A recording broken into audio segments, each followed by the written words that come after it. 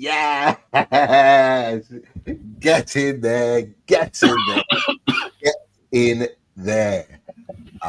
Welcome to Lotto Park NUFC, the review, the Champions League review of USG and Newcastle United. What a night, mate. What a night. How are you feeling? Apart from not feeling too well. How I am. Yeah, I'm full of bug, cold, whatever it is. But yeah, that just made me feel a whole lot better. I'm buzzing after that, mate. And I've just, I literally just put in my mate's group chat. I just reminded our red friends to mind the gap because that puts us above Liverpool in the Champions League group on goal difference. Albeit it's only goal difference, but yeah. No, I'm really, really pleased with that, mate. Really, really pleased. And yeah, can't wait to get into it. How are you doing, Pete? I feel great. I feel absolutely great. Not to rub it in a little bit because I know you're under the weather, but I'm feeling great right now. What a night of football for Newcastle United in the Champions League. Yeah. Oh, it feels good. It felt like a season starter, that, Pete. Absolutely. Like a season starter. Absolutely, mate. It really did. It felt like that just that kick that you need and to get yourself going, and we definitely got that. Just before we go any further, we have to give a shout out to our sponsors, and there's not long left on this, to make sure we're doing this now. Football Prizes, Loaded Mag NUFC, they are our sponsor for this huge Away the Lads Newcastle competition. If you haven't already, get involved. It's there to win that Bruno 39 signed shirt, LED screen with all those other prizes. And in fact, it says at the bottom there, 147 instant wins. You just have to make sure you click the Loaded 10. Okay, that's your way in. Loaded 10 gets you a discount. And look, 39p, 35p a ticket. It just makes sense, and it gives you an opportunity to win. So get involved, people. Get in there and buy your tickets. October the 4th is is the day they run out. So make sure you're getting them in there beforehand. Still tickets to be bought. Tickets are going fast, though. Get involved. Footy Prizes. You know where it's at. And you know where it's at. Loaded Mag NUFC. The reaction. This is what we do. And Chris, I'm going to drop it up on the screen. The lineup for tonight, and I think we have to mention someone in particular, don't we, Chris? I think we do. Our resident spanner, the lovely Sophie B.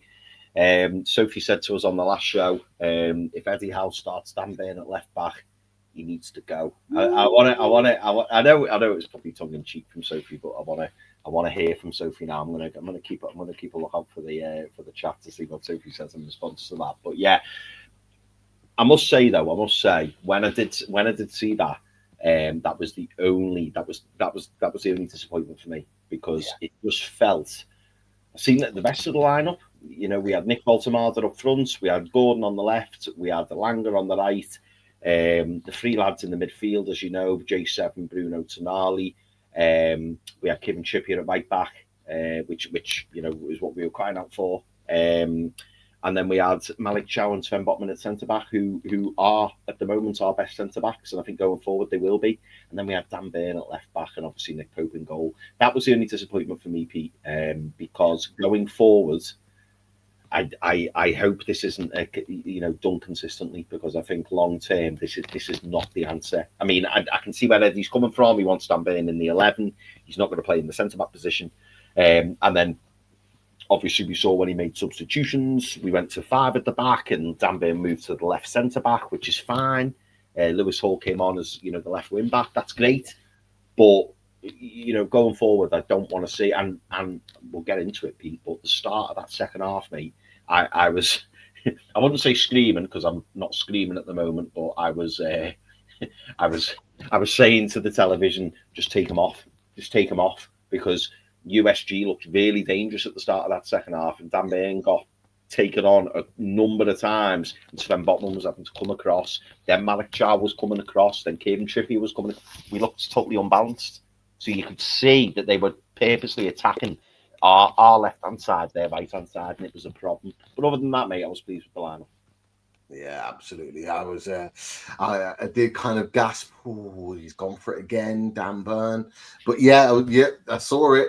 She stands by it. Fair play, Sophie. USG are nowhere near our level. Dan Burn can't keep up with players of the same level or higher. And it remains to be seen whether that will still be the case. But look, that was, I agree, Chris, the only kind of question mark with regards to the lineup. Everything else was what I wanted. I was so happy to see Anthony Elanga in the team again from the start. It's one of the only times that he's been in the same team as Nick Woltemade, certainly from the start anyway. And it was one of the first times that we've been able to see Elanga, Woltemade and Gordon as our front three. So I was really happy to see that. I wasn't sure what they were going to do in the midfield, but I wasn't mad at it. It's our top midfield, and really, really happy to see Botman and Chow be given the starting berth. Because I think you might have mentioned it, or somebody might have mentioned it. I can't remember who, about the thought of maybe Chow and Botman playing sort of 3 games on the spin in that centre back position, considering they played a lot of minutes, considering the rotation of Eddie Howe. I think it just goes to show the trust that Eddie Howe now has in those 2 lads in particular, with Botman and Chow, and that he wants them to be playing every minute. And boy, they did not let us down. That is for sure. The travelling strong were in the house, the away end. I have to say, Mark Douglas tweeted this out, Chris, there was a lot of empty seats, because obviously I think it's Anderlecht Stadium that they were playing in. It's not their stadium, it's Anderlecht. So a lot of empty seats. And I know there was a lot of Newcastle fans over in Brussels that didn't have a ticket. You just think to yourself, that occasion could have been more. Shame. Yeah, it's a shame. It is. And do you know what? It's a missed opportunity for those Newcastle United fans who couldn't get into the stadium. We travelled all the way over to Brussels and couldn't get in. It is a shame. And yeah, when you see empty stands, you just think it feels like a missed opportunity, doesn't it? But yeah, it was. It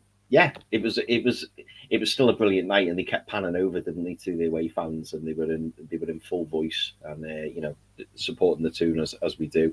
And it was great to see. But yeah, it's a shame when you see loads of empty seats, isn't it? Yeah, it is. It is. But look, hey, that probably would have gone into our favour, because less fans for them, more noise for us. Mm-hmm.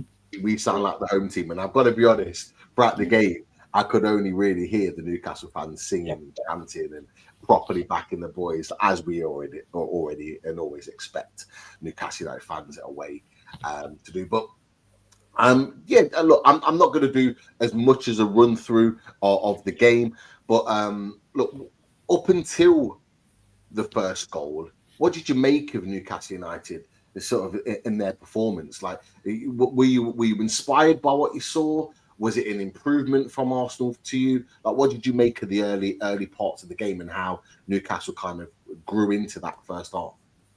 Do you know what? As from the kickoff, it felt like we were going there determined. It felt like we had the purpose to go and attack and sort out that attacking threat, because so often we've seen this season, as an attacking threat, we just don't look it. We just haven't looked capable of scoring goals from all over the pitch. And thankfully tonight, obviously, we changed that, didn't we? But yeah, before we scored the goal, I'll be honest, I didn't think before we scored that first goal at any point it would finish 4-0. If you'd have said to me at that point, what will the score be? I'd say, I think we can get the upper hand there, maybe 2-1, maybe 3-2, something like that. But I did not think it was going to be 4-0. But as the game grew on, it was almost like everything just started clicking into place a little bit. And it was like, right, okay. And do you know what? I found myself saying as well, Pete, and again, this was even before the goal, I was like, this is the lineup. This is the lineup.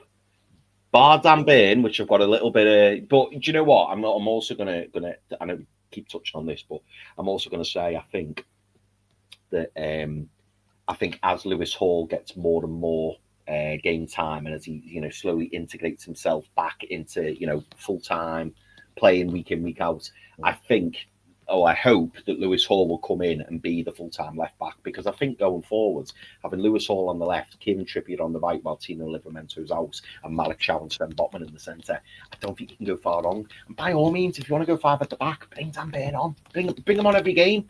But that is how we should be setting up. We should be setting up in a 4-3-3 because that's what this team needs.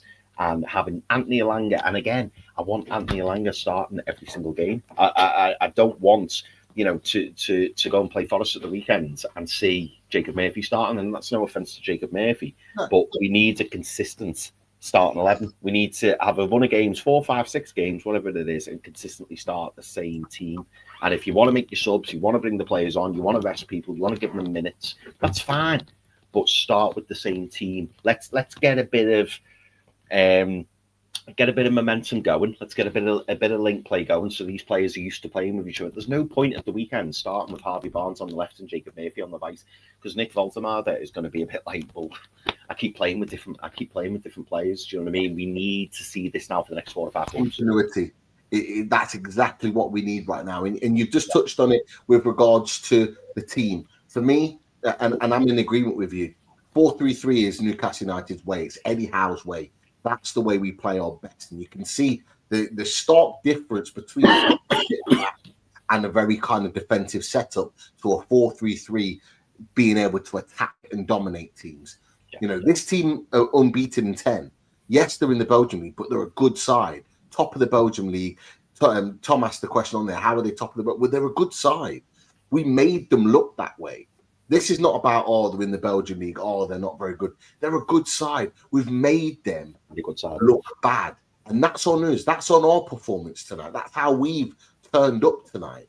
And that's where we've gone and done the business. So I absolutely agree. And you mentioned Anthony Elanga as well. I thought he started electric. You could see all the play was going down that right-hand side, and he was using his space well. He was using the opportunity to get in behind when he could. He put 2 or 3 fantastic crosses into the box and created a number of chances on top of that as well. I thought he had a really, really good start. I thought Bruno started well. I know there was a couple of times where he just wasn't quite releasing the ball as quickly as he needed to, but I thought he held the ball well. I thought he made the connections in midfield to get us on the counter-attack 2 or 3, maybe even 4 times in that first half.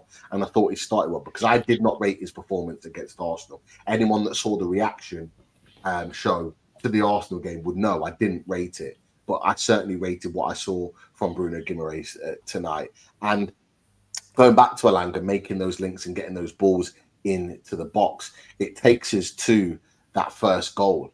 Now, the caption from the Newcastle account said Sandro Tonali scored the goal. Well, it seems like it wasn't that, and it was a little bit of a Big Nick energy that knocked it into the net. But either way, these boys linked up lovely to score the goal. But Chris, what did you make of that first goal from Sandro? Woltemade? I think it was Woltemade's goal.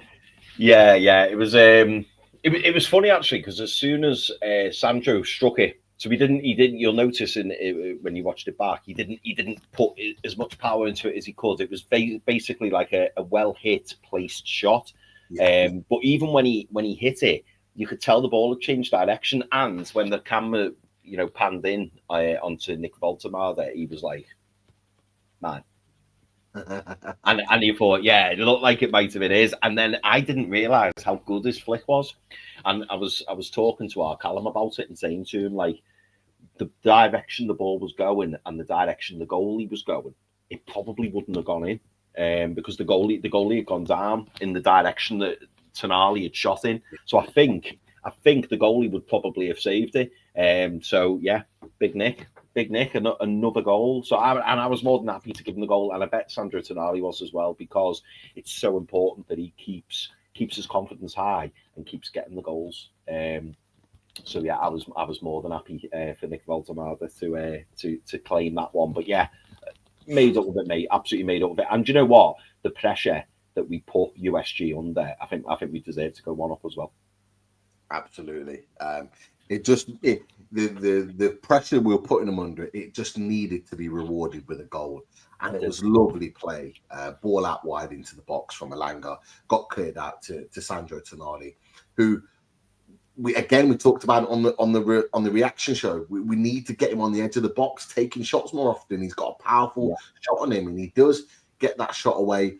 But I have to say, I've got a video, and I just can't seem to get it loaded up. The flick from Nick Woltemade. Gorgeous, mate. It's gorgeous. Chef's kiss. What a guy this is. What a guy is Nick Woltemade. He is a special talent. That little flick in to be able to flick the ball into the net was just unbelievable. Unbelievable. Like you said, Chris, absolutely sent the goalkeeper the wrong way into the net. And he almost has one hand in the air, like kind of like, it's mine. Like you said, it's my goal. But look, he wasn't going to take anything away from Sandro in that moment. But look, he didn't get a chance to do it, so we'll do it for him. We'll do the old celebration for our man, Big Nick. Brilliant stuff. Brilliant start to the game, and well rewarded with a goal. Lots of people putting their comments in. Look, we've got 230, 240 in the chat.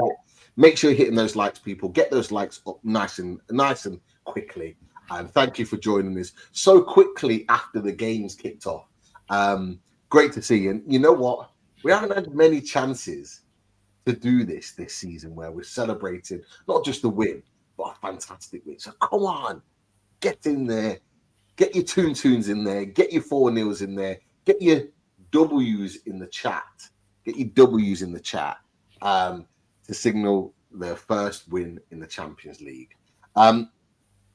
It didn't stop there because there was some lovely football being played as the half progressed, and a lovely ball out to Anthony Elanga, takes his first touch inside, gets the beating of the defender, but the defender does clip him and he goes down, and instantly the ref, you can see, whistle, points to the spot. It's a penalty. And the big question was, mate, who was going to take the penalty? Because that was my first thought. You've got a penalty. Who's going to take it? Because the Rat's gone, Wilson's left. They were our top two penalty takers. Who was going to take it? People were saying, "Oh, it's Gordon, but he missed his last one. Who's going to take it?" Were you questioning that? Were you thinking who might take it, or were you adamant that Gordon was going to take that pen?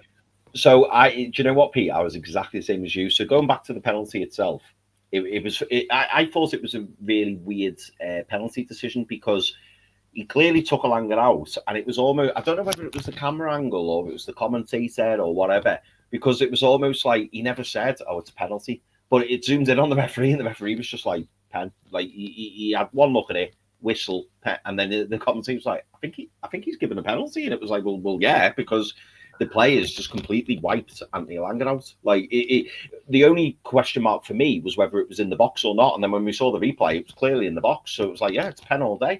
And then I said exactly what you said. I was like, who's going to take it? And then it was racking through my head. And then I seen Kevin Trippier with the ball at the penalty spot, and I thought, it's not Kevin Trippier.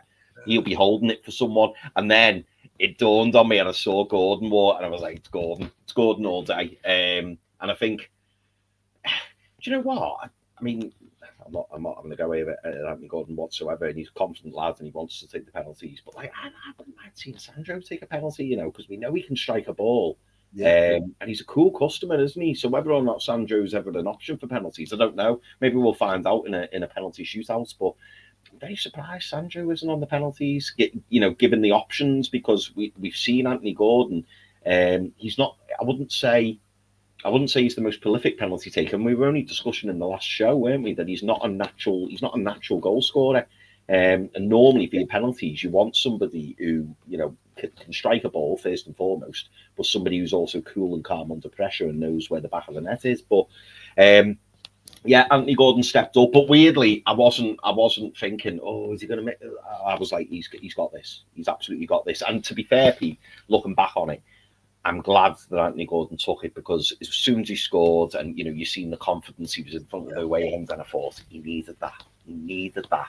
Put the ball in the back of the net, and again, like we said earlier at the start of the show, this is where his season kicks on. It's like, right, you've got your goal now, kick on, go and deliver. Like you said in the last show, Anthony Gordon needs to step up. He's one of our senior players, and he's one of our most important players, one of our biggest attacking outlets.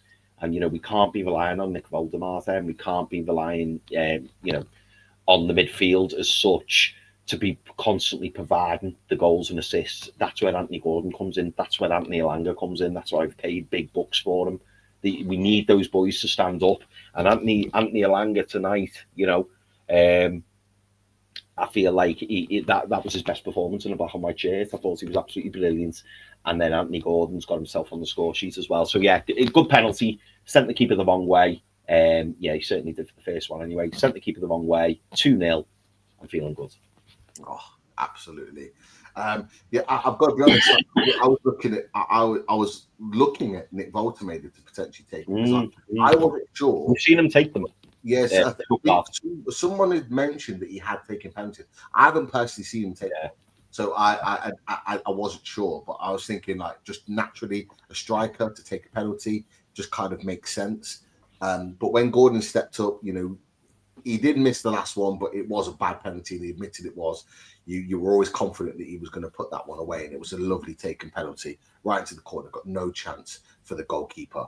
So I was really happy with that he took the penalty, and for the reasons that you said, he has to deliver, he has to score goals, and that you like you said, you saw the shoulders go back, you saw the confidence ooze out of him, and it almost like settled him into the game. Where he could go and play stuff. To be fair, he hadn't played bad up until that point, albeit a lot of the play wasn't coming down his side, but great to see from that. I do think there's a couple of super chats that have come in, so we'll go to those now before we go to the next sections of the goals, mate.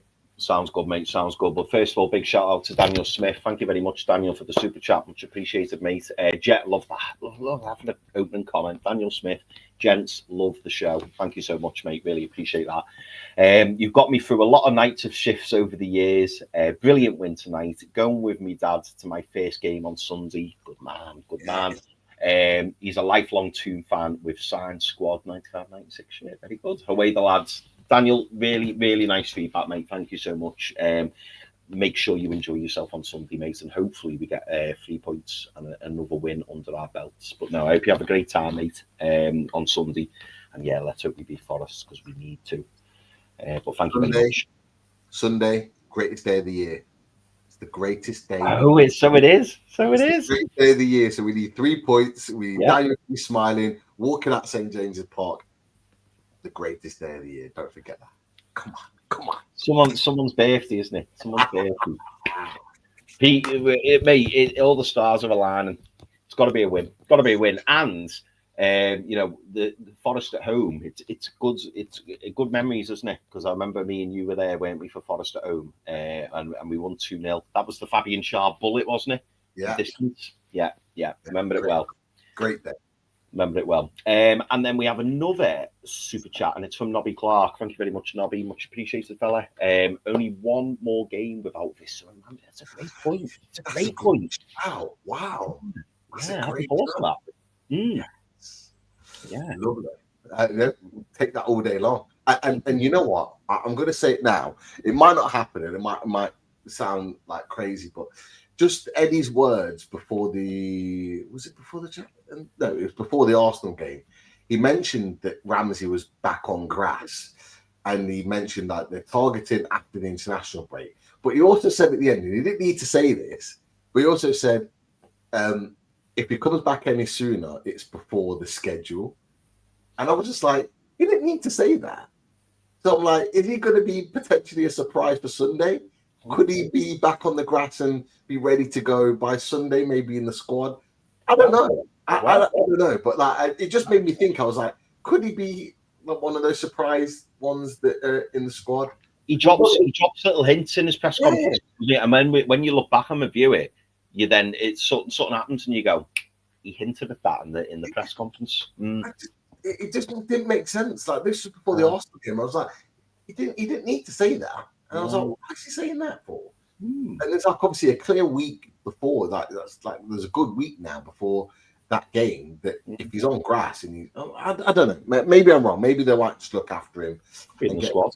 Yeah. It might be the smart move actually, just to let him have 2 or 3 weeks worth of training, then bring him back in for the Brighton game. But if it happens, it was just something that I was thinking potentially off the back of that. Definitely. Class stuff. Let's get back to it then. So 2-0 up at half time. The boys are happy, everyone's celebrating. And we started, in my opinion, Chris, we started the second half strong. And we had a couple of chances quite early on. So I think Alanga had a chance. There was a couple of other opportunities that Woltemade was unlucky, and I have to say, having that focal point, that target man in there, just to link the play, balls into him through the middle, and he's there, and he's just kind of popping them off at will, coming deep, collecting the ball, making connections. It was opening up so many opportunities for us to really kind of dominate and try and get that third goal. Because I don't know about you, Chris, and I'll ask you the question.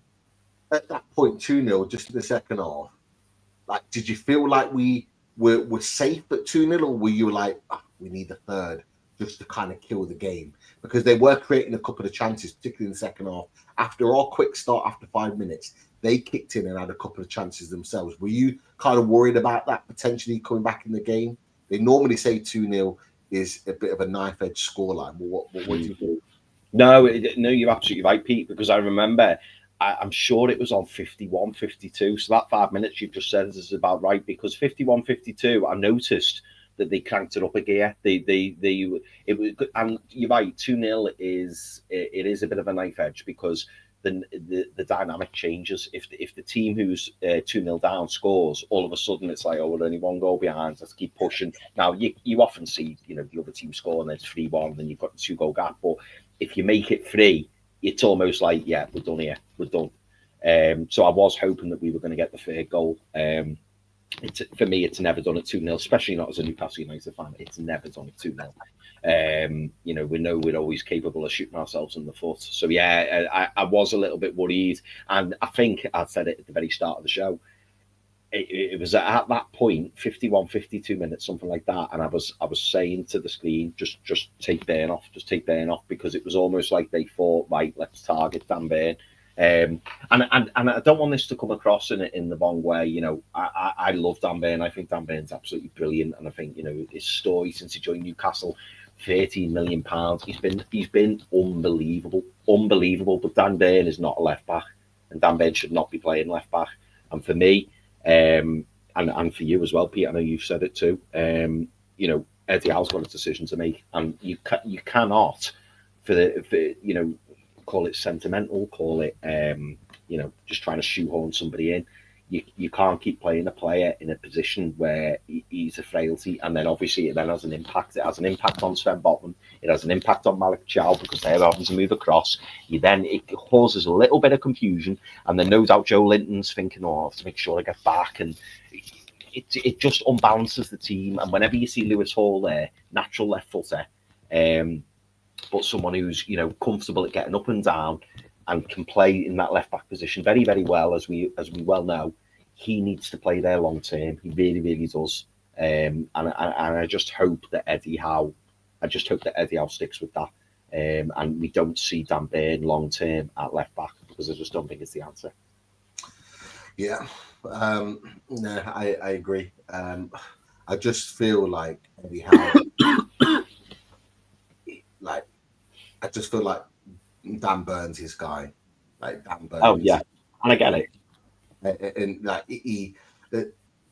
you just get the feeling that any time Dan Burn's fit and ready to play, he's going to be in the team, and they'll try and find him. I took shoehorning into the team, but I get the feeling that that's what he's going to do, and it could be to the detriment of Newcastle United, but it could be the right thing to do. And it's just it's one that you're kind of toying with him. But no, I get exactly what you're saying. Jimmy is he's in the house with the super chat. I'll click it on the screen, Chris. Brandy and Blaze back in business. Just made my day. Bring back old memories, Jimmy. Bring back old memories. Cheers, Jimmy. Hope you're well, Jimmy. Not seen you in a while in the chat. Hope you're well. Great to see you. Brandy and Blaze. I haven't seen that for a while. We've got it on our screens. We've got it on Chris's screen. He's got the blaze. I've got the brandy in the background. And not just in the background. I've got the brandy. We're live. There we go. We're live here with Eddie. Cheers. Cheers. Back in business. I love it. For those of you that have been following long enough, if you know, you know. That's the situation. But cheers, Jimmy, for that at $4.99. Appreciate it. We'll get on with the goals because we've got some comments actually that we'll come to. So whip through these goals. I say whip through them, but again, a lovely ball into the box by Gordon. Full of confidence right now. Brilliant. Flying at this moment. It's a lovely ball in, and Woltemade is going hammer and tongue trying to get to it. The defender, though, it connects with the bottom of his hand. Now, I feel like if Woltemade hadn't called for it afterwards and goes to the ref, it's handball. I don't think they'd have checked it, Chris. You're nodding, so I think you agree with that. Pete, do you know what? And you said in the chat, and I agree with you. You said in our chat, pen all day. I think you said pen all day. Well, I did. Part of me was thinking it's harsh, but when I mean it's harsh, it's a handball. It hits his hands, and you know it's almost unlucky for him really, because I was looking to see if Woltemade put any pressure on him, you know, to like kind of move his body forward, and he didn't really. He just kind of like turned his body ever so slightly, and then you seen his hand go to the ball, and it just made me think. I don't know in the Premier League if that would have been given. I don't actually think it would have been given because it wasn't him moving his arm to go to the ball. It was almost like his body moved and then it was like, oh, it hit my arm. And I don't think it hindered Nick Woltemade because I don't think he was going to get the ball anyway. But obviously he's claimed it and then VAR looked at it. And as soon as he gets sent the screen, you're like, oh my God, I was saying, oh my God, they're going to give a penalty for this. But it's not like it's shocking, like, you know, oh my God, I can't believe we got a penalty for it. But I did think, like, I think we were fortunate to get that. But we've been so unfortunate in recent times, and I thought this really does seal the game if we make it 3-0. I'll take it. But yeah, I don't think in the Premier League that would have been given. I just don't. I agree with you, but I don't think it would. But I don't think it would have been given to us as the penalty. That's my little caveat to that. I don't think we would have got it in the Premier League. I think if it was an Arsenal or a Liverpool or somebody else, one of those heritage clubs, I think they would have got the penalty. Yeah, I've seen those one cleared off the line. It looks like an open game, but Ferran Torres apparently scored. Rashford assist as well. Interesting. But yeah, I that was very much a European penalty that was given. Yeah, it was. It was. So it gets given. There's only one man at this point. We know who's taking it now. Stepping up to take it. Anthony Gordon steps up, and was there any doubt? The sharpshooter. This is his name now. The Newcastle account. I put it out there. He is the sharpshooter, and what a penalty, mate! What a penalty! He goes. I think you mentioned it. He goes the right way. The keeper, but he wasn't saving. He's literally just falling to the ground. He's got no intentions of getting anything to that because he's got no chance. But like before he even touches the ground, the ball's already nestled right at the back of the net, like it's already in. He's definitely been. Do you think he's been working on it? Because I think he has. Yeah. Anthony Gordon strikes me as somebody who, you know, like he'll have missed that penalty. He missed that penalty against Pickford, didn't he? And like that will have hurt him. Do you know what I mean? Going back to playing Everton and missing a penalty. He's somebody I think who sees the frailties in his game and probably works on them a lot. And also as well, let's be honest, you know, he knows the main striker's left and he's thinking, well, you know, I take the penalties when Alexander Isak's not on the pitch, and Alexander Isak isn't a Newcastle United player anymore, so he probably thinks if I get an opportunity to be able to stick the ball in the back of the net, I need to make sure. So I totally agree. I think he will have been practicing his pens, and based on tonight, it's working. 100%. He's an other penalty taker first and foremost. So if he's on the pitch, he'll be taking them. That could help his goal scoring record, bump his numbers up, getting goals penalties. For me, Anthony Gordon should be winning us more penalties. You know, Anthony Langer's proven it tonight that he can win his penalties, but Anthony Gordon, we know, can win his penalties. Those guys as our wingers, fast-paced, attacking, direct, can win us a number of penalties, and it can only feed in and help Anthony Gordon put the ball in the back of the net on a more regular basis. We obviously want him to score in game, but you know, winning his penalties is one of Gordon's traits. Like, it's what he's good at, because he encourages the contact from defenders that allows them to put a foot in, and it allows him to ride the tackle. So long may that continue. But it wasn't all ended there. We made a few subs. Alanga comes off. He seemed a little bit frustrated that he come off. More on that sub. But we're gonna. I was just going to say, Pete. I was just going to say, because, and I suppose I've got to say it now because he leaves the pitch, because you're about to talk about the subs. That little bit of footwork from Nick Woltemade there in the middle of the pitch. It was before he went off. I don't think it led to anything. I don't know if you saw it, Pete, but like, he juggled with the ball in the middle of the pitch. Very, very, very, very quick footwork. It was like he literally passed it like from his left to his right to his left, and then set it off, and it was just like, oh, mate, it was magic. It didn't result in anything, but it was just like, ooh. And the commentators was loving him, saying like, what footwork was that? It was absolutely ridiculous. It actually made me sit up. I was like, wow. Like, and this is the type of player we signed, isn't it?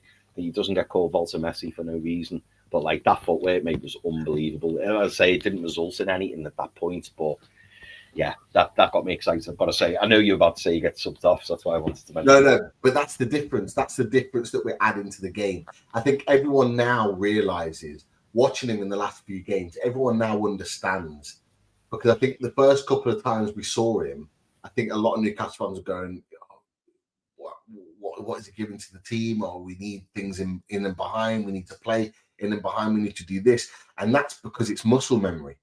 It's what we're used to. It's what we're used to with our old striker, making runs in and behind and doing all that stuff in and behind. This guy's different. And what you're saying is what our other striker didn't do.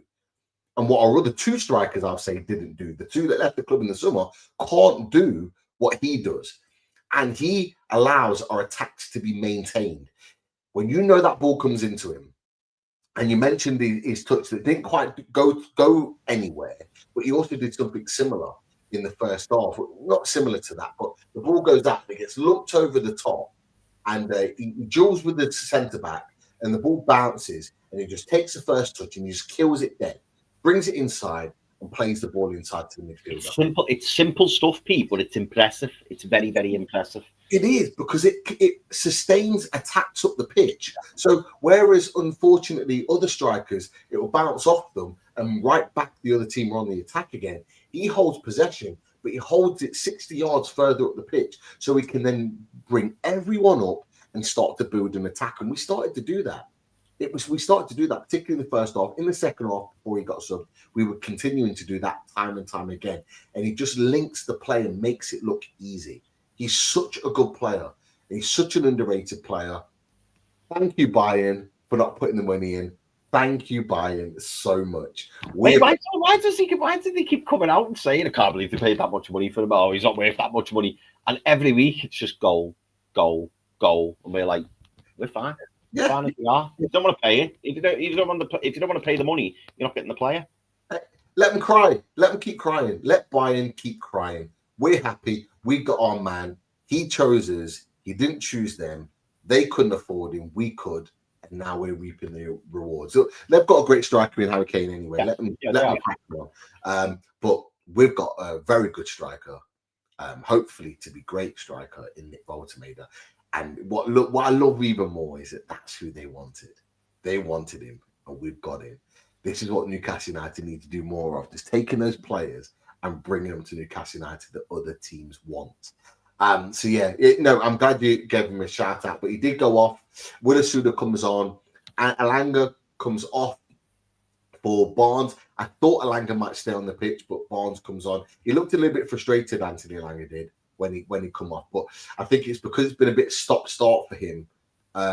Whether you agree or not with this, Chris, it's been a stop-start for him. I think he's just so desperate to stay on the pitch and show what he's about, and I actually felt like he had a goal in him.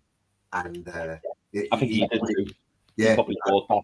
And Graham Jones, did you see Graham Jones? He had his arm round him, didn't he? And I think he was just saying, "Save it for Forest. Save it for Forest. The job's done. Get off the pitch. The job's done." Wolfie, he's coming for you. He's coming for you Sunday.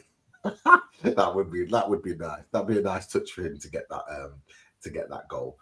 Obviously, we forgot that Miley came on for Joe Linton. I didn't mention it in another chat. I did say at half or just after half time. I think that was the smart stuff. Take Joe Linton off, who's on the yellow card. Bring Miley on, who can hold the ball and link play and keep possession.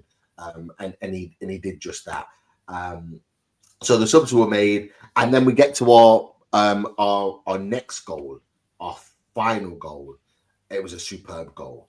Lovely teamwork, counter-attacking football. Willisula involved in it, gets the assist. Nice little assist in and behind. We'll talk about that in just a second. But Harvey Barnes off the bench, getting a timely goal, a nice finish. I know it was given a little bit of a deflection into the goal, but lovely movement, lovely play.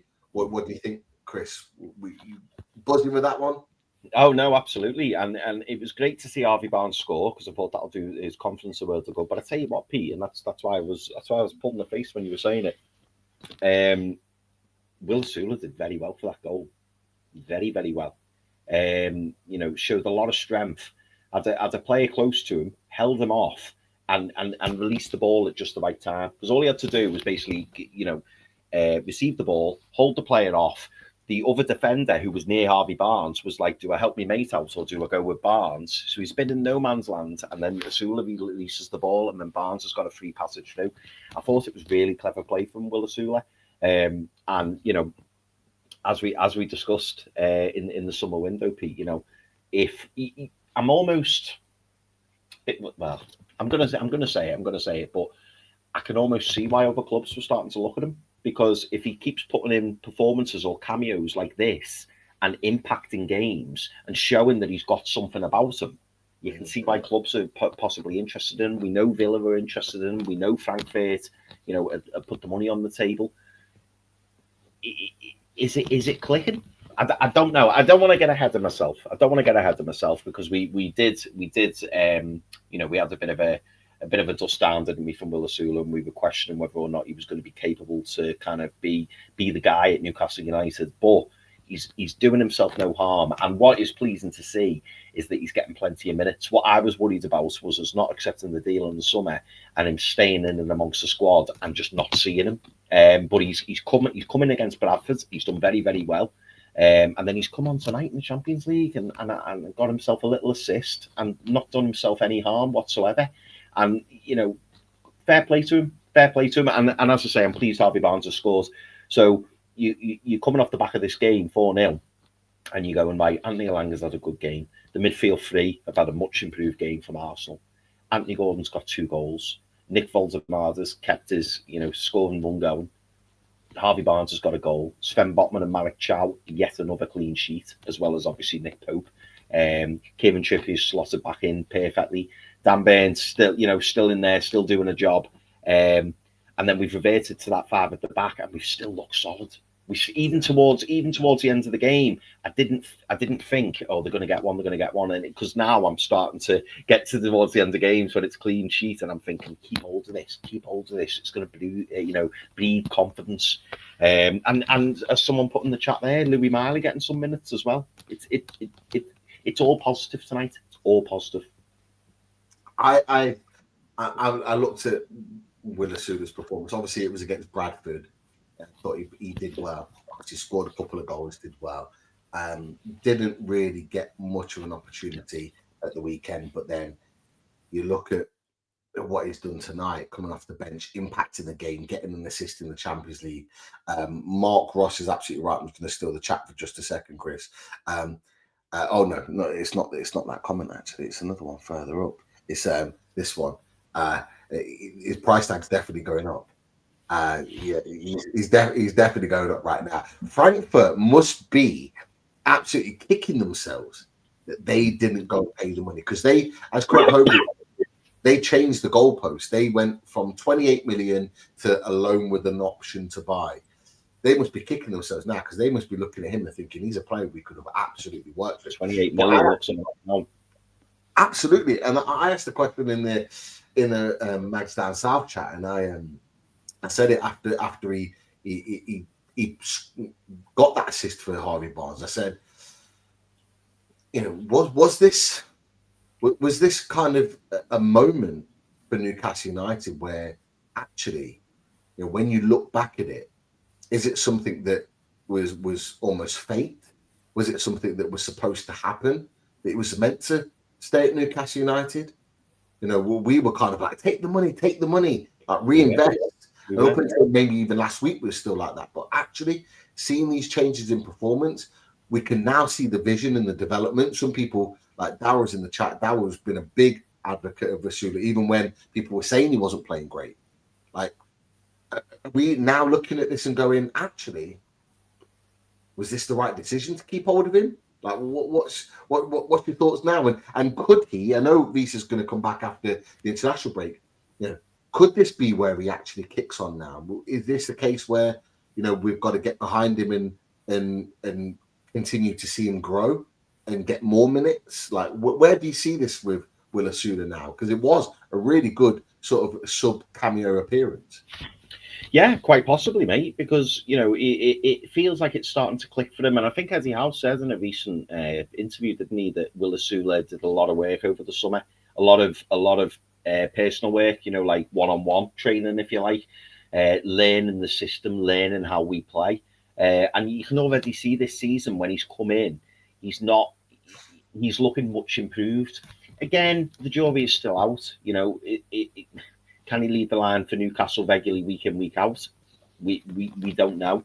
But if he continues to keep coming on the pitch and having an impact and, playing his part and allowing us to rotate and, when he comes on, people aren't going, oh, it's Will Asula. It's more like, oh, okay, Will's getting a little run out. He's not doing himself any harm. And like I say, that offer from Frankfurt, it would have to be more now. It would have to be more. His price tag will definitely have risen, and I think there'll be a lot of clubs out there who are going, do you know what, it might be worth taking a punt on him just in case, and maybe Newcastle, will look in January or look next summer and think, do you know what, he's been a really good player for us. He's come in, he's played his part, but it's time to cash in. It's time to flip him, as people call it nowadays in their PSR terms. But fair play to him. He's getting his head down. He's working hard.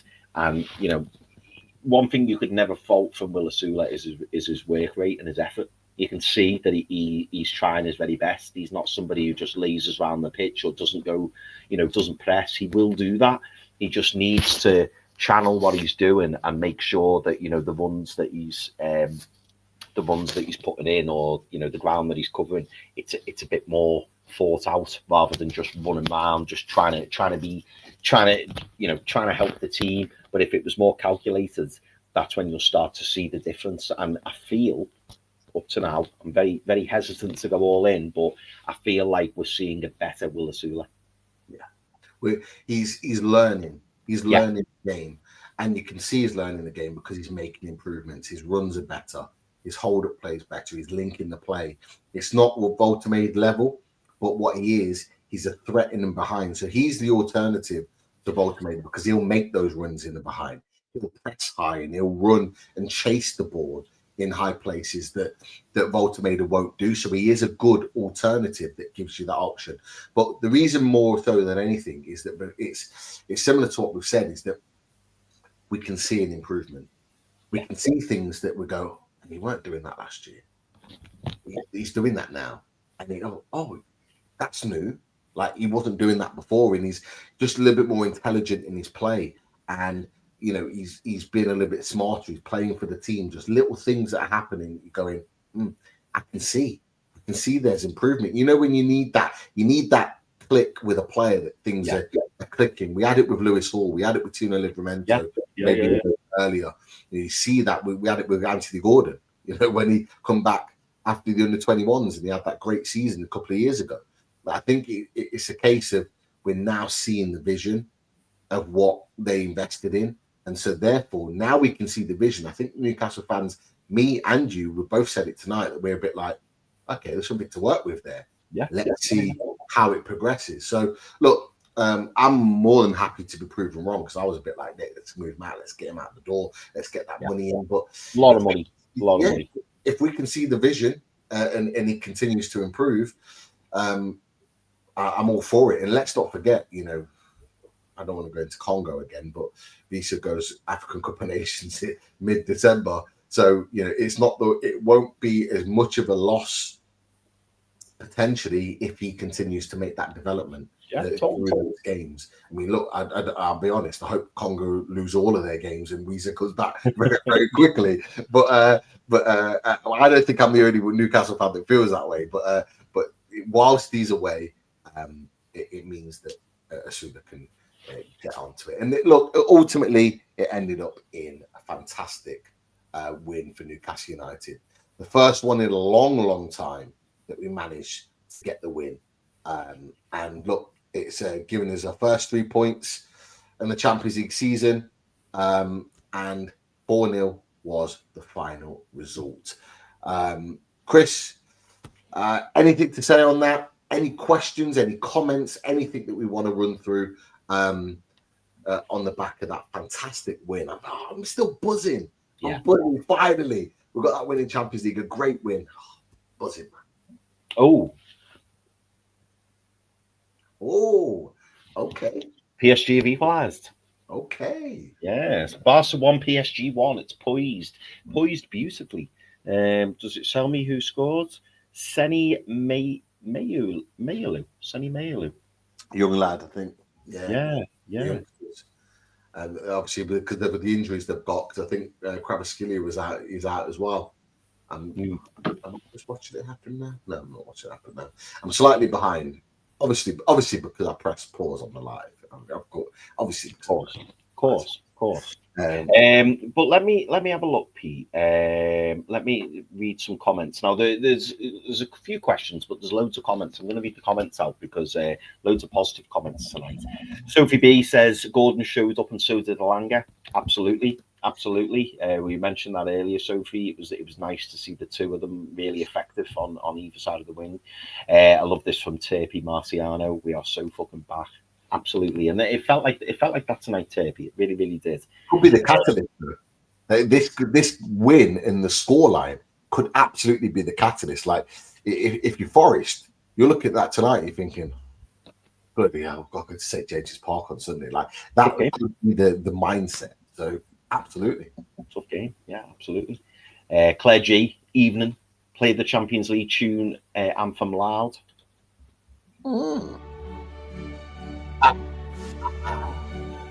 Oh, dude. We love that, Claire. Oh yeah. Fladen's all over it as well. What a sexy flick by Woltemade. We've got a real baller. Yeah, mate. I thought he was really, really good tonight, and I'm so glad he got his goal. Because it just keeps that little run going, which is great for him, great for his confidence. Yeah, loads of comments on this tonight. Hang on, where was it? There was loads of them. The voice trail and how good is Botman and Chow pairing? Wow. Botman and Chow, they look like they've been playing together for 5 years. Brilliant.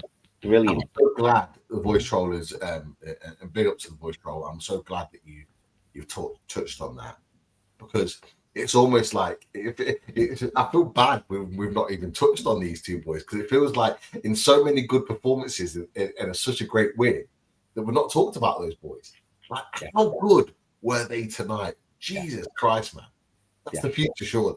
Yeah. Oh, it has to be. Lee Owens says Chow has athleticism, composure, and an eye for an incisive pass. Looks great, and I couldn't agree more. Having those two lads in the centre back positions, you know, we know Chow loves to go out. He loves to, a bit like Fabian Schär, he loves to come out with the ball, but he can also spot that pass. And when you've got on the left hand side of him, Sven Botman, who's pinging balls left, right, and centre, but he can also again find that killer pass. But it's brilliant, and you see the best of Sven Botman with Malik Chow next to him. because there was a few times tonight where a little turn of pace was needed, and Charles was like, "Got this, don't worry, got this," and he just sweeps up.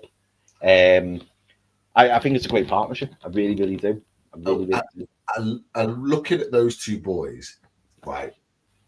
I think they're both quicker than Burn and Shaw. Off the mark.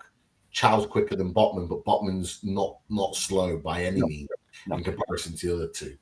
They're both. You know what surprised me about Malik Chow is how strong he is with a header. He gets up high and he gets right over the center forward, and he's down and he's properly attacking it. Burns good at that. Botman's good at that, but it's an area of his game that I wasn't expecting, because when we spoke to Alessandro Schiavone, the Milan journalist last year, when he talked about Malik Chow, because we asked him the question, and he was a bit like, "Oh, he needs to work on his heading ability." I've seen him just absolutely dominate people in the air, win big headers, or certainly make it difficult so the striker, the forward, doesn't get like his own way. And I'm loving the physicality about his game, because he's not physically the strong, the widest, but he puts himself about. He really does. But the other thing, that stands out for me is that both Botman and Chow are very comfortable in taking the ball on either foot. So Chow will open up at times to receive the ball on his left and turn it onto his right, or he'll come forward with his left and play into a midfielder, Bruno, Sandro, with his left foot, and he's more than confident to do that. And it might not seem like a massive thing, but just not having to turn onto your right to play everything all the time just makes such a difference, because it means that you can play it quicker. It means that you can move the ball quicker. And that split second can be the difference between a midfielder or a striker just nicking the ball off the next player. And it just something that I would observe. Botman does it, and he's been doing it naturally anyway. But Chow doing it just opens up the defense in a completely different way. Those strikers were big physical strikers that chased the ball, pressed the ball really well, but they couldn't get anywhere near either Chow or Botman when they had the ball at their feet. And that's a big difference, and you need that in the Champions League. But my little question to you, Chris, before we move on, Botman, is he back now? Are we seeing the best of Botman right now? Mate, I'm loving Sven Botman. I just think he's absolutely brilliant. And touching on what you said earlier, we see the athleticism from Malik Chow, but I think so where Chow's got that bit more pace than Botman, which I agree. Botman's not slow, but Chow's got more speed. He's got more. He's quicker. But up here, Sven Botman is he just reads the game so well. I still can't believe he hasn't got a cap for Holland. Like he's got to go that World Cup. He has to. And if he stays up, he's the next Virgil van Dijk. Like he's so good. And this is why, and you've been saying this for weeks, Pete. This is why he needs to stay in the starting 11, and he needs to sign a new contract. He just does, because other clubs are going to be seeing this. They're going to, especially in the Champions League, they're going to be watching and going, "Hell, Chow and Botman, they played absolutely fantastic tonight." And I think the next new contract should be Sven Botman. It really should. Get him signed down and just say to him, he's got the potential, mate, to be the future captain. I really do. I think he could end up being the captain. I'm worried. I'm worried that I'm not hearing noises about Botman or Tonali's contracts being discussed. We've heard about Tino. I need to hear that these discussions have started. We've not heard anything. Botman has to sign a new contract. The good news is, Pete. The good news is we know, because we're seeing what Eddie's doing with. We see what Eddie is doing with Dan Burns. But the good thing is we know Eddie Howe absolutely adores Dan Burn, and he's putting Sven Botman in that left centre back position because he knows he has to put Sven Botman in that left back position. That's how good he is.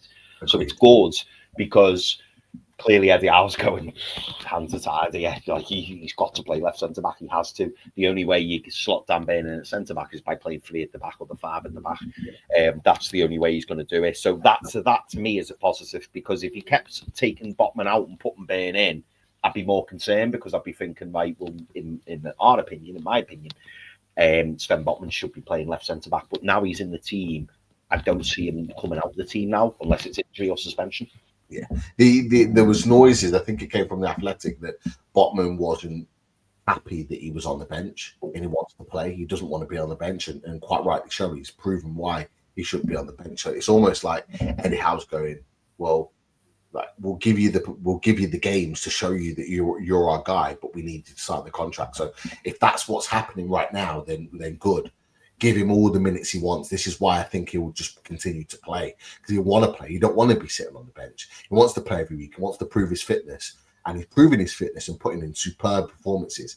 We need to just continue to play him as long as he's fit enough to play week in, week out, so we get that contract signed. We need to sign him up to another 4 or 5 year deal to ensure that at 25 years old he's here, or he's certainly contracted to us for that long haul up until he's in his 30s.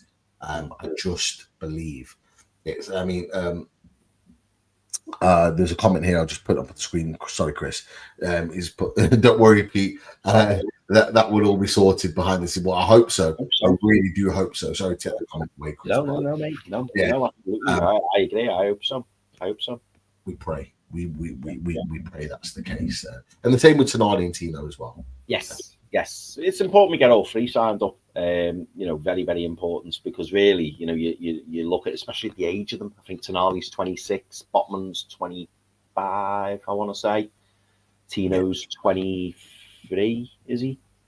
22, is he 22? He might be 22. Yeah. So you're looking at the age of them. Get them on 5-6 year deals. Get it done. Just get them on a 5-6 year deal. These lads are gonna take us forward into the next era. Yeah. 23 in November. So yeah, really important that we sign them up. And as you start seeing, when players sign new contracts, all of a sudden they're like, oh, we're all staying. You want one after the other. So that, well, Tonali signed a new deal, I'll stay. Whereas if Tonali hasn't signed a new deal, Botman may be sitting back going, yeah, but are we keeping Tonali? Are we keeping Tino?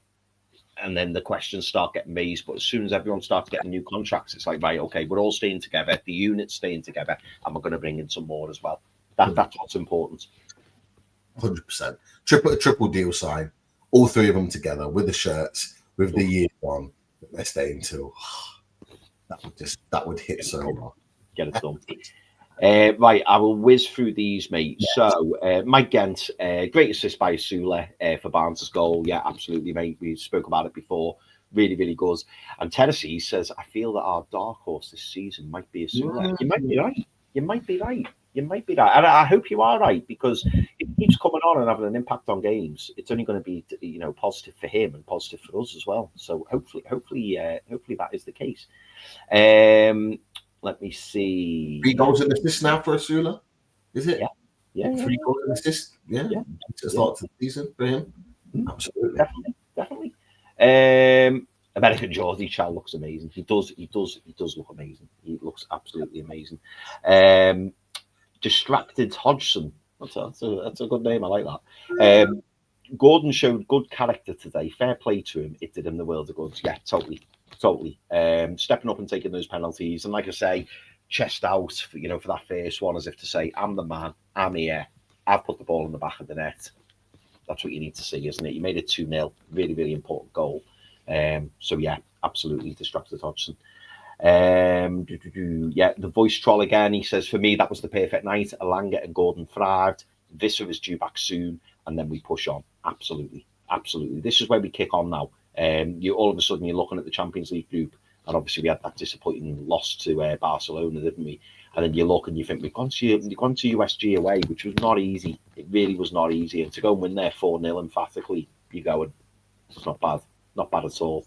If you're Wisa, you must be chomping at the bit. Yeah. In this team, Totally. Because he was looking at this thinking like, I can contribute, I can get goals in this team, and playing like this tonight, he must be thinking, he must be so frustrated that his country let him down, that Congo let him down by playing. He needs to be smarter next time. He needs. He'll just say, "I'm not risking myself." I'm not doing it. He needs to do that, and I know it's his country, and everyone wants to represent their country, this, that, and the other, but he needs to be smart. He's missed out on the opportunity of playing big Champions League games and have an opportunity to put Champions League goals on his name. Putting himself up in lights. He's still got the opportunity to do it, but he needs to be smart. He needs to look after himself and make sure he's being managed properly. But sorry, Chris, go on. Oh, you're on mute. Sorry, I didn't realise I was on mute. Tennessee's, I like this from Tennessee's. I hadn't really thought of it like this, but yeah, three more wins for us to progress to the next stage. So you're taking it away, you're 3 points away from home, and we've got some nice home games, haven't we? I think we've got, is it PSV at home? Benfica at home. Yeah, that's the next game. Who else have we got? There's another, is it Bilbao at home? At home, yeah. You're thinking there's a great chance. We just want to finish in that top 24. We can finish in that top 24 out the 36. Get ourselves in the next round. Not only will it bring the money in, but it also builds the confidence a little bit. And then you start going, right, if we get a favourable draw in the next round, and then you can go, why can't we progress even more? Why not? Yeah, absolutely. Looking at those three games, I'm not sure if PSV is away, but or is it home? I can't remember. I think we discussed this last show. Anyway, regardless of whether it's home and away, PSV should be a game we're targeting for 3 points. Benfica didn't look great against Chelsea. I was watching that game last night after our show, and they didn't look great. They are definitely. I know they got Mourinho, but they're definitely a team that we can get the better of. And then you've got Bilbao that I think we're more than capable of beating. You look at those three teams, I'm thinking if we can turn those three teams over at home at St James's Park, if PSV is at home, I can't remember. But so we've got, Pete, just to let you know, we have. So we've got Benfica at home next game, as you rightly said. Yeah. We've then got Bilbao at home. Yeah. We've got Marseille away. Tough game. We've got Leverkusen away. Another tough game. I think that's winnable. Do you think if you fancy that? Yeah, I don't know what the score is in their game. I saw that they were losing, but I don't know if they're still if it counted or not. But they don't look good at the moment. I think that for me is a winnable game.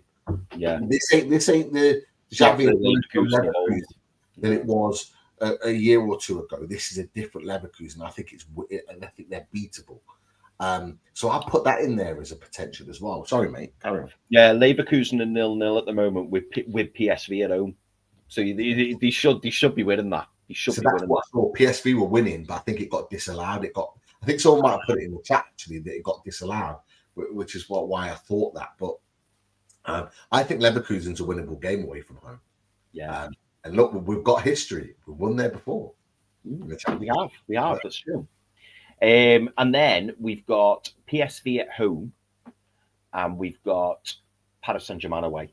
You don't really want to leave it until you get the Parc des Princes, although we did say that if PSG are well and away, it could be that PSG think, fuck it, we're finishing the top 8.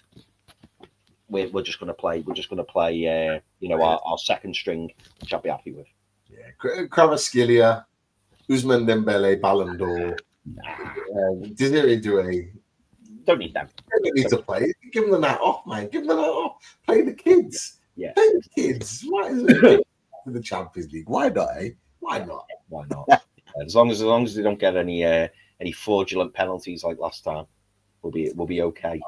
We'll be all right. It might be the case that if we're comfortable and we're potentially in a position where we're through, maybe we play like somebody gets another run out at the Parc des Princes. Maybe Asula gets a run out instead of Woltemade. Maybe we do that instead. Well, it's funny you say that because our following game 3 days later is Liverpool away. So if we're already in that top 24, do we just go?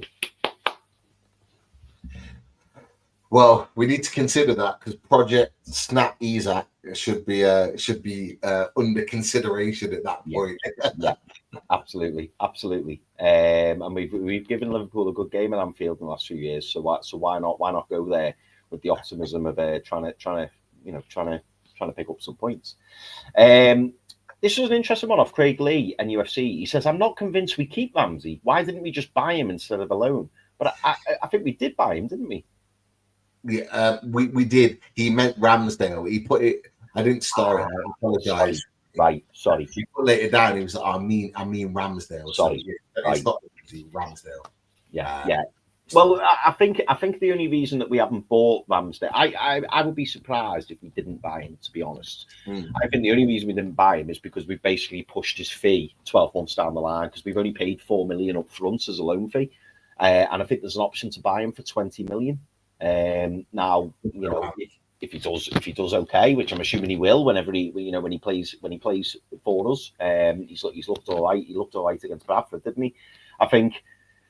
For me, I think picking up a player who, with his experience, his age as a goalkeeper, I think it'd be a pretty decent signing. So, assuming all goes well, assuming he continues to train well, which I think he will, I would be surprised if we didn't sign him permanently. Would you, Pete?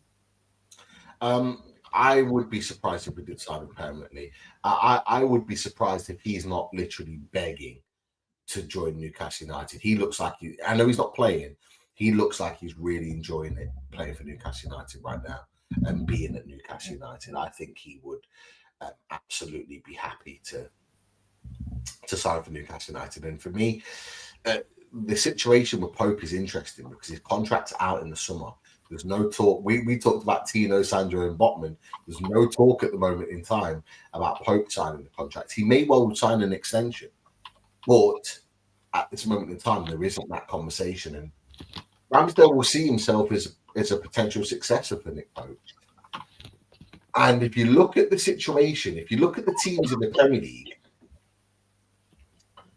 I don't think there's a team as good as Newcastle United that will genuinely be in for Aaron Ramsdale. And I think he'll look at that and he'll think, I'm loving it at Newcastle United. They're a team on the up. I'm still at a good age. 28 years old, good age. For a goalkeeper, that's a great age. That's a great age. So with that in mind, I think he's a player that I think will want to come to Newcastle United. And for 20 million to sign that type of goalkeeper, I think that's a good 27. Genie has to say, even better. That's definitely a great age. I think that's the type of sign that Newcastle wouldn't want to make. So. Yeah, I think that's where we're at right now in that. I think that will definitely happen. But let's wait and see. I think it will depend more on Pope's situation with the contract rather than Ramsdale. I think there's a high chance, like you said, that he's going to sign. Yeah, no, I agree. Daniel McKay, he says, I'm glad Gordon scored 2, but if I'm being honest, I prefer and trust Tonali more, or maybe even Woltemade. Did he take club pens for his old clubs? Yes, I have seen him take clubs penalties for Stuttgart. Whether he was the permanent penalty taker, I don't know, but I have seen him take penalties.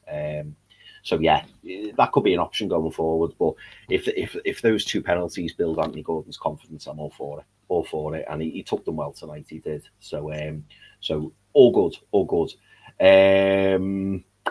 Yeah, Lee Owens, he did say, so he talked about what we were saying earlier, Malik Chow and Woltemade, they're brilliant signings. Will Eddie play Visset and Woltemade together, do you think, Pete? I think there'll be games in which they will play together. I think I'm going to say that I don't think that they'll both start in a team together, but I think that there'll be, if there's games where we're chasing the game and we're desperate for a goal and we need a goal, I think whoever's on the bench will be brought on. So if it's Woltemade that's starting, I think they'll bring Wieser on and play him in the front line, and they'll just play around him to basically connect the dots in the team, and vice versa. I think they'll bring Woltemade on to connect the dots and have Wieser as the main guy continuing to run forward, because Wieser can also play off the sides as well. And he can drift wide and have Woltemade through the middle. They're very fluid players, and that's a good thing that they're both fluid. That Wieser can play off the wide, Woltemade can come short and go long. Like, it's a nice mix. I think we will see it, but I don't think we'll see it from the start. That's just my opinion on it. No, I agree. I agree with you, and I think as well, you know, we do have 4 wingers now. We have 4 wingers who can all potentially start, so it wouldn't. And I don't see Nick Woltemade. I don't see Eddie Howe changing from a 4-3-3 system, and I also don't, long term, and I also don't see Johan Visser playing in one of the wing positions in place of a Jacob Murphy and Anthony Langer and Anthony Gordon or Harvey Barnes. However, like you say, I don't know, say it's 2-1 or whatever, and he goes, you know what, bring Visser on and maybe stick him on the left, or, you know, maybe go to a 5-3-2 and just have Woltemade playing just off Visser. I could see that, but I just don't think we'll set up from the start in that way. I think it'll just be something fluid. So yeah, I totally agree with what you're saying there, mate. Just on Visser, just before you get to the next comment, there has been a little bit of an update from Scott Wilson. He's just wrote a piece on Visser. Apparently, I imagine after the game that they've had a press conference and he's mentioned it. But he has said there's a Visser update and when the striker will be back. And he says the striker has been taking part in some light training this week and is set to step up his recovery program in the next 7 days. Newcastle medical staff remain hopeful he'll be available to return to action by the end of the international break, which could mean he's available for the trip against Brighton. Eddie Howe has said, I think we're still on track for where we were, which is after the international break coming up. He hasn't trained on grass yet, so we haven't seen him as part of any team training. But at the moment, that's still the schedule. We'll wait and see. So it's not guaranteed it'll be after the international break. But positive news that he's involved in light training. That's the signs that we need to see that he's back on that track. So he's got 2.5 weeks before Brighton to show his fitness and to get into full training to prove himself. We're not expecting him to start anyway, so at the most he'll be on the bench. But positive signs, an update there. Just thought I'd throw that out. We'll just while we're on. Yeah, no, definitely. That's good. It's good news. Jordy Toon for Life says we still haven't conceded a goal away from home, just for the record. That's a great stat. I saw that. Right. I didn't realise that's a superb stat. Yeah, great stuff from Jordy Toon for Life. Brilliant.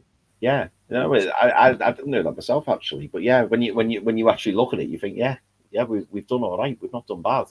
And long may that continue, Jordy Toon for Life. Long may that continue.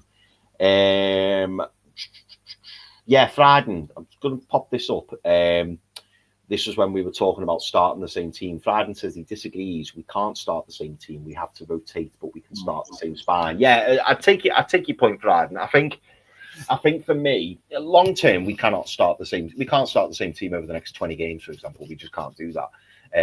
But I think the point I was trying to make was even if, you know, for the next 5 or 6 games, we start that same team. But, you know, say it's 2-0 or something, and we go, do you know what, let's get them off. Take a few players off after 50 minutes, 55 minutes, give them a rest. We've seen Bruno being rested. Obviously, Eddie Howe was making sure that he's taking care of Bruno. We saw him come off again today. I just think for consistency, it would just be great to see a settled team. I don't want to see too many changes, and I'm not going to ruin anything for the away days tomorrow, but I don't want to see wholesale changes. I just want to see a settled team. I mean, not wishing to repeat what happened a couple of years ago, but, you know, when we were last in the Champions League, it was almost like, do you remember when we did away days? It was like, yeah, well, the team basically picks itself. And I'm not suggesting that, you know, we're at that point, but it would be great, even if it was just 1, maybe 2 changes. I could live with that, but I just want to see settled. So I get where Friday's coming from, actually, in terms of the spine. You know, you want to see the 2 centre-backs, you want to see the goalie, you want to see that midfield 3, and you want to see Nick Woltemade up front. I get that, but I would like to see Barnes and Elanga getting a run of games. Do you agree with that? Yeah, I do. And you've got to remember as well, that not necessarily you, Chris, but people watching, is that we've got an international break after this. So a lot of those players are going to get rests, or that the players that are going to international breaks, it's not as intense as it would be at a club team. So Elanga going on an international break, you want him flying and buzzing going into that international break anyway. Yeah, he'll probably get rests anyway, because in the last international break, he was playing as a second striker alongside Gyökeres, but with the Rat now fit. He'll probably start games, and Isak may well get. Sorry, not Isak. The Rat will probably play, and Alanga will play off the bench, maybe in a couple of games, or come on as a sub, or maybe start and come off as a substitute after 60 minutes. So for me, I think like they'll get their rest. Like Gordon, I don't think will play every minute, and he doesn't for England. I'm still. I think tonight will go a long way to maybe put him in the shop window to be picked for England. But I think Tuchel's got a decision to make with Grealish and Rashford as left wingers. He's got 3 left wingers there. They're all doing well. He's got to pick 2. I'm not sure if Gordon's going to be picked in that. I think tonight will help him along the way, but that's not guaranteed, which means he could get a rest. Woltemade doesn't always play 90 minutes anyway, but I think he needs the minutes to show what he's about for Germany. You go. I could go through the team, and I'm not going to go through it. But there's players that will definitely get rest after the game. That can, Malik Chow, for example, doesn't get picked for Germany. He should, in my opinion, because Germany's defenders are rubbish. But he should get picked, and if he doesn't, he's going to get a rest as well. So these players are going to get rests in the 2 weeks off. So why not give them another match to go? Right, give me everything you've got. Give me everything you got for this game, and let's get this result, and then you get your 2 weeks rest. You get a little bit of a few days holiday. You come back and do some light training, and then the week after that, we'll get right into it, ready for Brighton. I don't see an issue with that. No, definitely. Couple more, Pete. So, Genie Esther's just said Joe Linton and Bruno got called up by Don Carletto. Yeah, that must have been like literally tonight. I've not seen that personally, but Joe Linton, we always knew that Bruno would get called up because he's one of the main guys for Brazil. But Joe Linton was called up in the last international, but obviously was injured, so couldn't attend. So it's nice for Joe Linton to get that call. I always feel like really proud when Joe Linton gets called up for Brazil, because obviously where he came turn around, just that turnaround, and now he's like getting called up pretty much on a regular for Brazil, and getting a lot, getting some decent caps. He must be on like what 5, 6, 7 caps right now. He must be on a decent set of caps, and he's going to add to that as well in the international break. I think it's a good thing, and I think it helps him learn the game a little bit better by playing with those quality players like Rafinha and Vinicius Junior and those top players. It allows him to play at that level. Can only be a good thing, and it gives him a bit of time back home as well, which I think sometimes some of these players miss, like not being at home. They obviously love it at Newcastle, but it just gives him a little that little breakaway that he comes back nice and refreshed, playing for his country, which he's so proud to do. I think it's a great thing. No, totally. And the last comment is from Jimmy Watt, and I love this, Jimmy. Jimmy says, "Not sure if the Liverpool fans still watch the show, lads, but just to let them know, we've got another top striker if you want to cough up another 125 million, but no guarantees you'll get goals."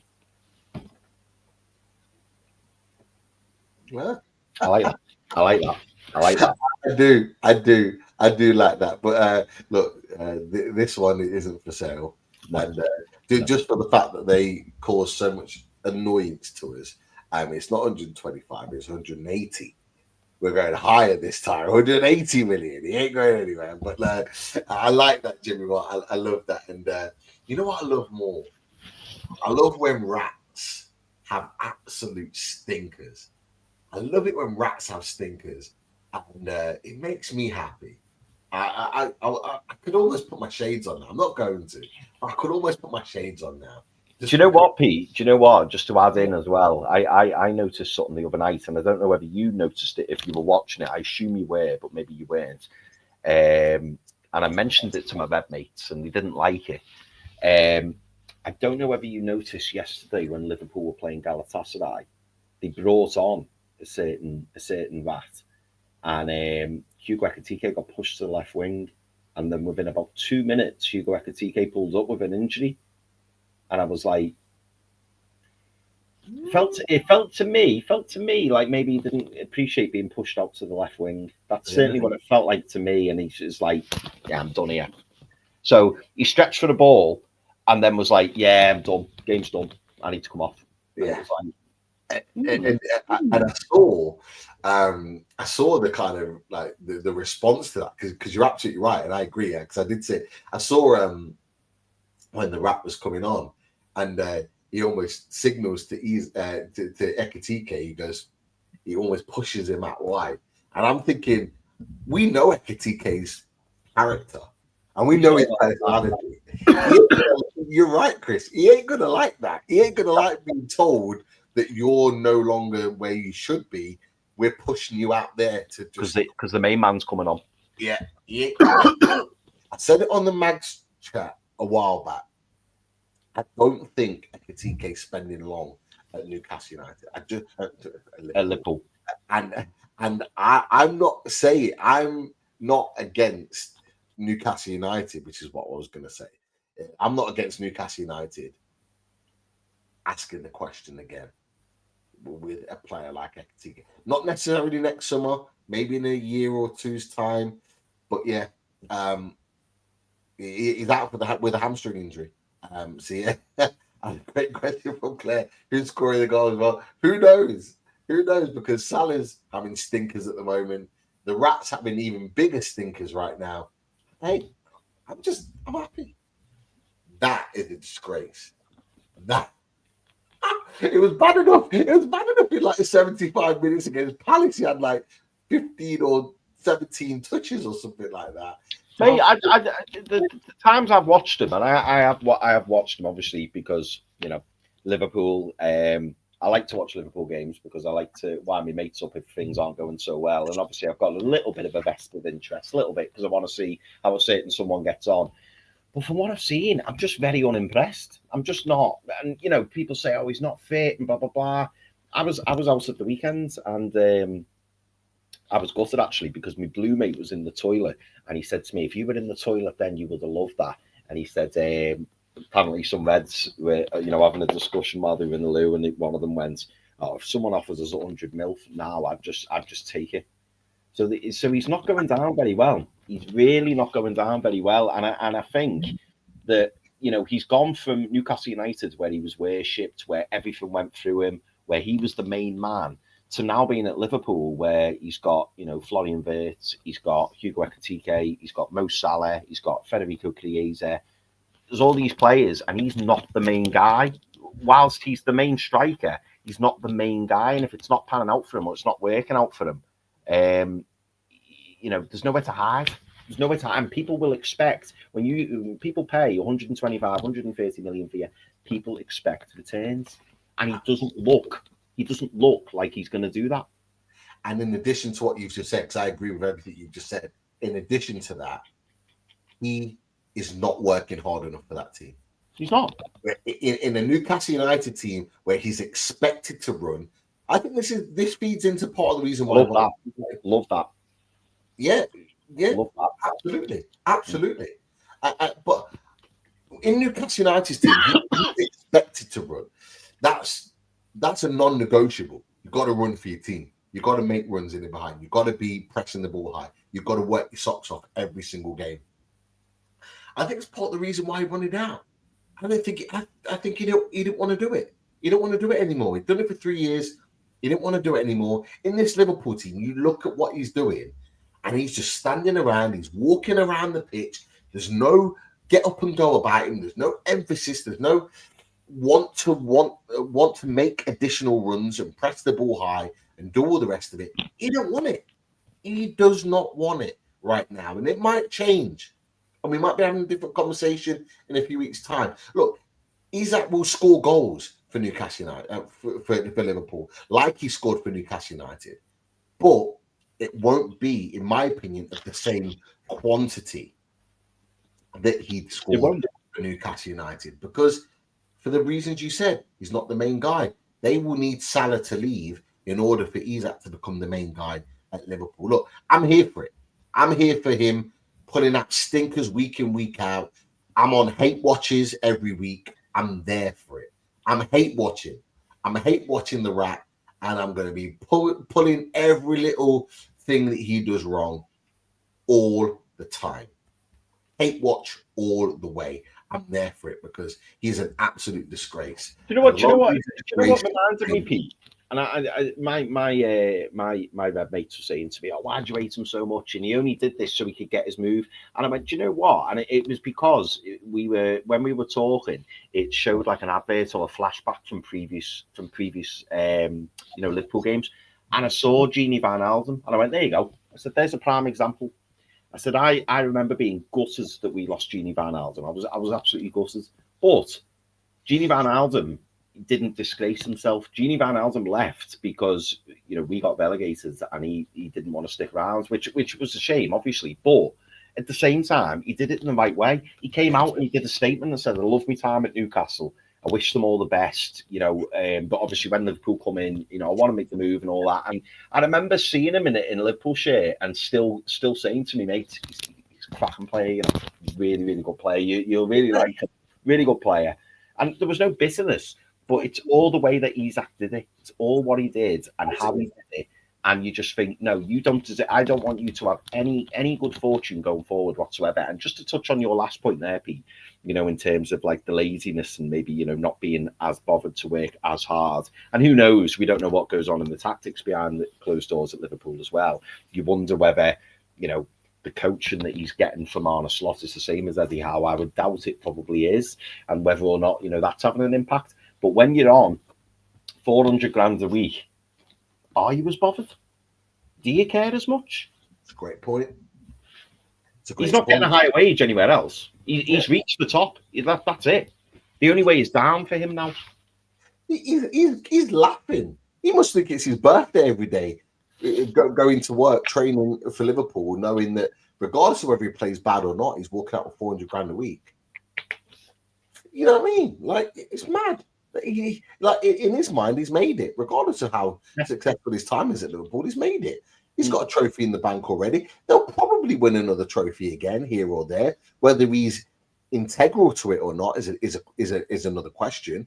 But they'll win a trophy or two again in his time at Liverpool, and he'll be quite happy with that. But yeah, no, I think it's a fair point. But there are big question marks in there, and I'm asking the question to Liverpool fans all the time. I've spoke to Liverpool fans that are already questioning Alexander Isak, just like your mates were about him, and saying, "I'm not sure."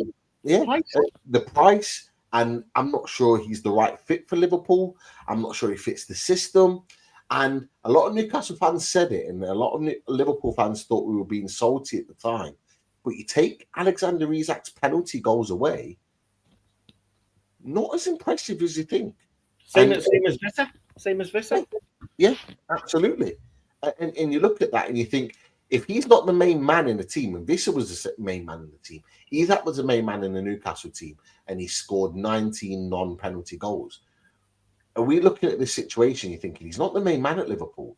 He's not getting everything played through him.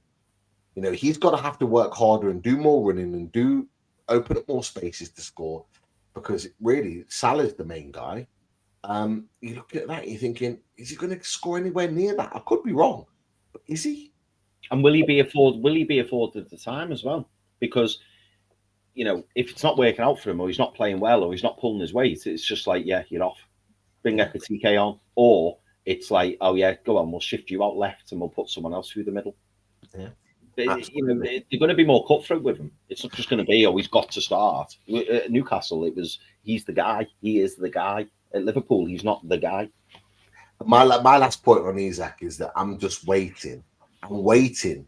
Now that Ekatike is injured, I'm just waiting for them to overexpose Isak and him just pull up with a groin injury or some injury of some form. And I'm just going to be like, oh, here we go.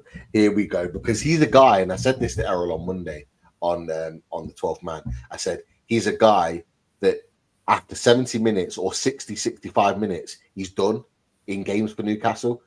That's what he was, which is why he was always subbed off, because he can only give you that amount of time. He can't do 90 minutes. If he does do 90 minutes, you get at least 20 minutes in the game where he gives you absolutely nothing and he just strolls through games.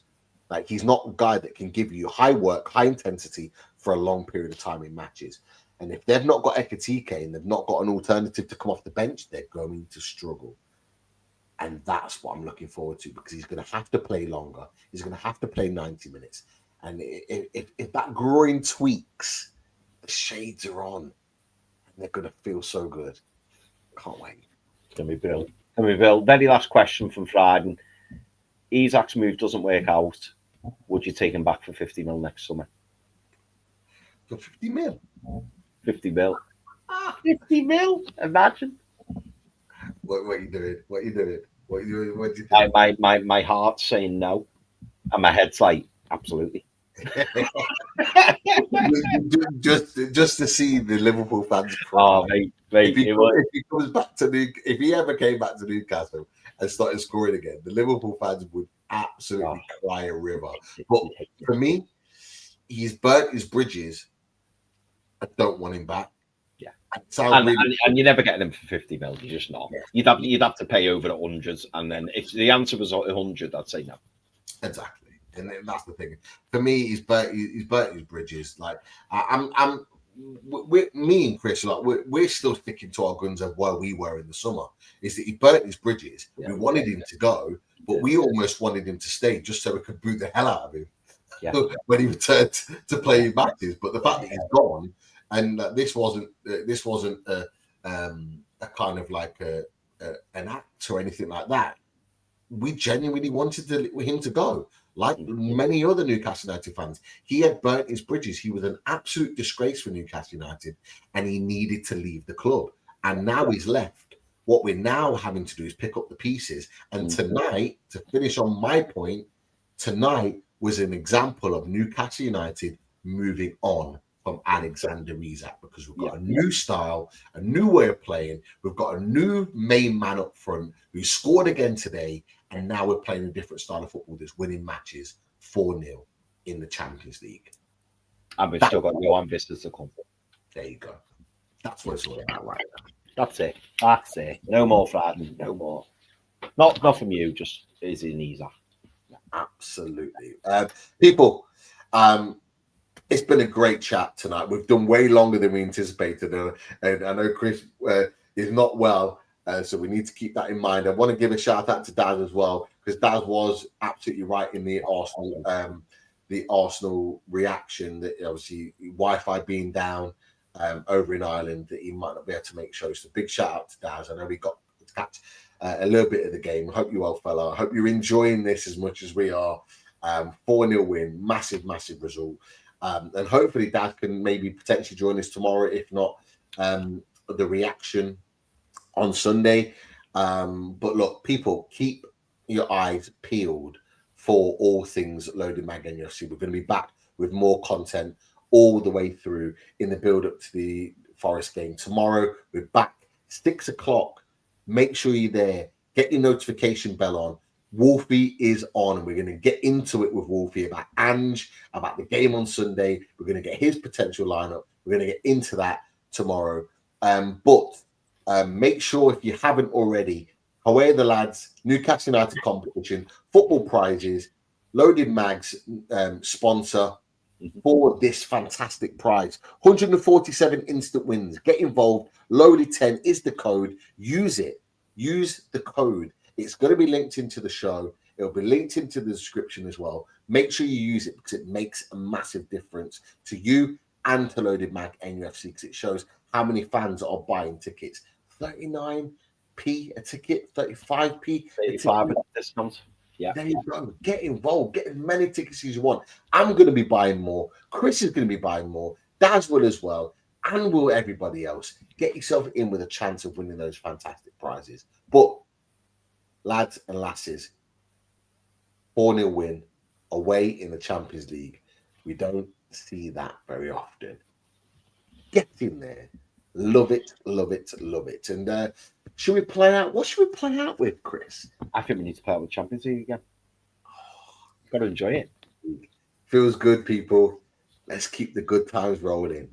Come on. Get in there. Speak to you boys and girls soon. Take care. See you.